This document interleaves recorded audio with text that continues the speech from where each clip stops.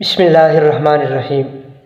میں اور آپ تقریباً تمام حضرات جو ہے وہ اس چیز سے بخوبی واقف ہے کہ ایک عرصے سے حق خطیب اور پیر اقرار الحسن کے درمیان جو ہے وہ ایک دوسرے کو چیلنج دینا اور ایک دوسرے پر مختلف قسم کے الزامات لگانا، کبھی ہم اقرار الحسن کی باتوں کو جو ہے وہ الزامات سے تعبیر کرتے کہ یہ حق خطیب پر الزامات لگا رہے ہیں، کبھی ان کی باتوں کو الزامات کہتے تھے کہ یہ ان پہ الزامات لگاتے،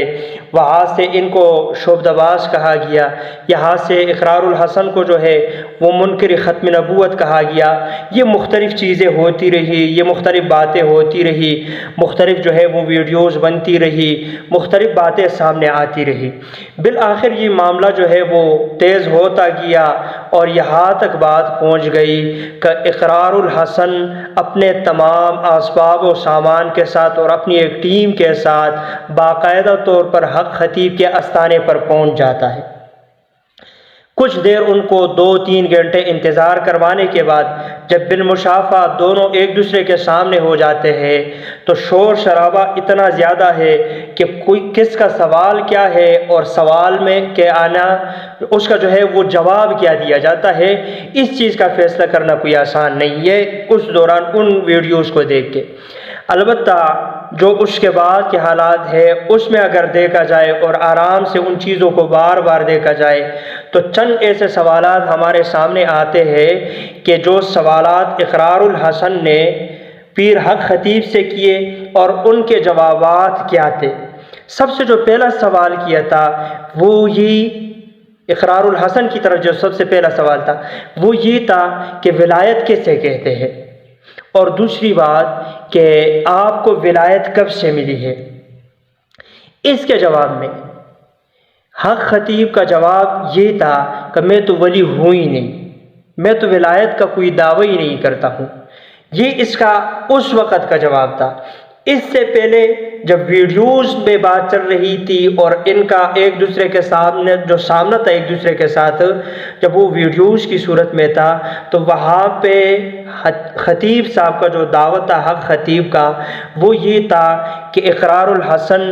ولیوں کو نہیں مانتا ہے، ولیوں کی کرامتوں کو نہیں مانتا ہے، اس وقت اس کا دعویٰ یہ تھا۔ اور یہاں جب بات سامنے ہو گئی تو اس وقت پھر وہ کہتا ہے کہ میں تو ولی ہوں ہی نہیں۔ اب ایک مسئلہ حل ہو گیا، یہاں سے جو سب سے اہم مسئلہ تھا وہ حل ہو گیا۔ مسئلہ یہ تھا کہ وہ کرامتوں کا دعویٰ کرتا تھا کہ میں فلاں کرامت دکھاتا ہوں، میں یہ کرامت دکھاتا ہوں، میں وہ کرامت دکھاتا ہوں۔ اب جب اس نے خود ہی مان لیا کہ میں سرے سے ولی نہیں ہوں تو اب کرامتوں کا سوال پیدا ہی نہیں ہو سکتا ہے۔ یہ بات تو یہاں سے مکمل طور پر ختم ہو گئی۔ جو دوسری بات تھی وہ یہ تھی کہ اس موقع پر جہاں پہ اقرار الحسن اس کے پاس اپنے کچھ حقیقی مریض لے کے گیا تھا اور انہوں نے یہ بھی کہا کہ بھئی آپ ایسا کریں کہ نہ ہمارے مریضوں کو لے نہ اپنے مریضوں کو لے، بلکہ ان سے ہٹ کر جو ہے کچھ مریضوں کو دیکھتے ہیں، اسپتال جاتے ہیں، وہاں سے کچھ مریض جو ہے وہ آپ کے سامنے رکھ لیتے ہیں، آپ ان کو ٹھیک کر لیں۔ تو نہ اقرار الحسن کے مریضوں کو ٹھیک کیا گیا، نہ ہسپتال گئے، بلکہ وہی لڑکی جو تقریباً 4 مرتبہ پہلے ویڈیوز میں دکھائی گئی تھی،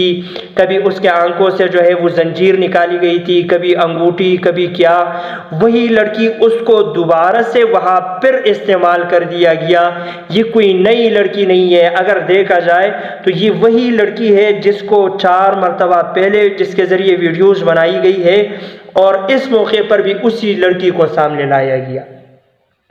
اگلا سوال جب اقرار الحسن نے حق خطیب سے کیا کہ جب آپ دم کرتے ہیں تو آپ دم کے دوران پڑھتے کیا ہے؟ کوئی قرآن کی آیت پڑھتے ہوں گے، کیا پڑھتے ہیں؟ تو اس نے کہا میں بسم اللہ پڑھتا ہوں۔ تو کہا صرف یہ پڑھتے ہو؟ کہا نہیں، میں جو بھی پڑھتا ہوں اس سے میں اس چیز کا پابند نہیں ہوں کہ میں آپ کو وہ چیزیں دکھاؤں، میں اس کے علاوہ اور بھی پڑھتا ہوں یا جو بھی پڑھتا ہوں آپ کو۔ لیکن بار بار انہوں نے کوشش کر دی، بسم اللہ الرحمن الرحیم سے ان کی بات آگے نہیں گئی ہے۔ اور یہاں مزے کی بات یہ کہ جو بسم اللہ حق خطیب پڑھ چکے ہیں، آپ جا کے ان کی ویڈیوز دیکھ لیں اور بسم اللہ والی جو جگہ ہے اس کو آپ بار بار سنیں تو آپ فیصلہ آرام سے کر سکیں گے کہ حق خطیب جو بسم اللہ پڑھ رہا ہے آیا یہ بسم اللہ جو ہے وہ صحیح طریقے سے پڑھ سکتا ہے یا نہیں پڑھ سکتا ہے۔ اگلی بات کہ جو بھی سوال ہوتا ہے اس سے، اور سوال کا جواب دینا ہوتا ہے، اس کو سوال کا جواب دینا تھا، تو اس کے نتیجے میں جو اس نے اپنے پاس جو ہے ایک گروہ اور لوگوں کا ایک جو ہجوم اور رش لگایا ہوا تھا، ان کو اشتغال دلاتا اور ان کو کیا کرتا کہ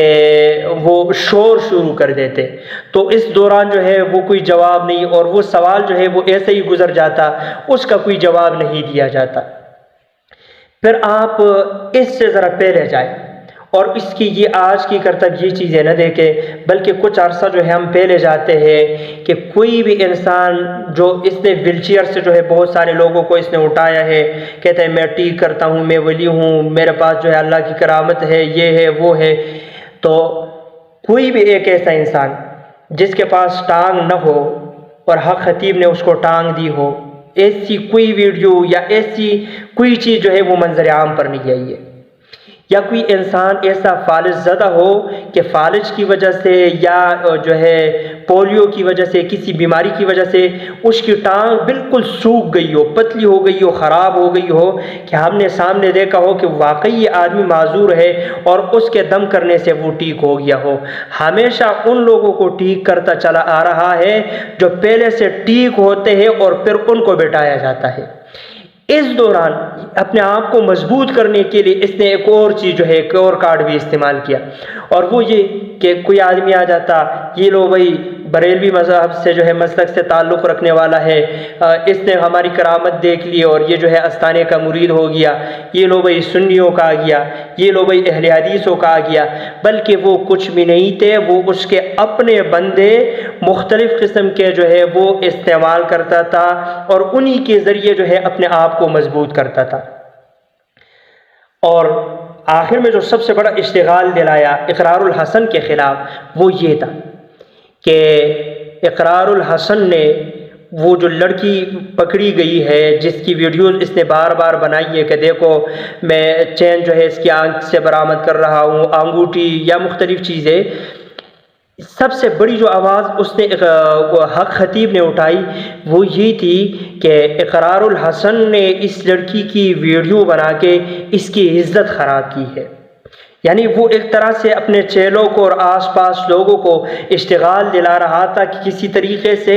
اس کو مار دے، دھکے مار کے اس کے کیمرے توڑ کے، موبائل توڑ کے، مائک شائک توڑ کے اس کو یہاں سے نکال دیا جائے۔ کہتے ہیں کہ اس کی عزت نیلام کی گئی ہے، اس کی بے عزتی کی گئی ہے، اقرار الحسن نے اس کی ویڈیو بنائی ہے۔ تو صاحب جب 4-5 مرتبہ آپ اس کی ویڈیو بنا رہے تھے اور یوٹیوب کو دے رہے تھے، فیس بک پہ دے رہے تھے، تو کیا اس وقت اس کی عزت نیلام نہیں ہو رہی تھی؟ اس وقت اس کی بے عزتی نہیں ہو رہی تھی؟ جب آپ کے کرتب پکڑے جانے لگے اور آپ ہی کی ویڈیو اٹھائی گئی، آپ کی اپلوڈ کردہ ویڈیو اٹھائی گئی اور اس کو آگے شیئر کیا گیا، تو اس وقت عزت نیلام ہونے لگی، اور جس وقت آپ سب کچھ کر رہے تھے وہاں پر عزت نیلام نہیں ہو رہی تھی، وہاں عزتیں بڑھ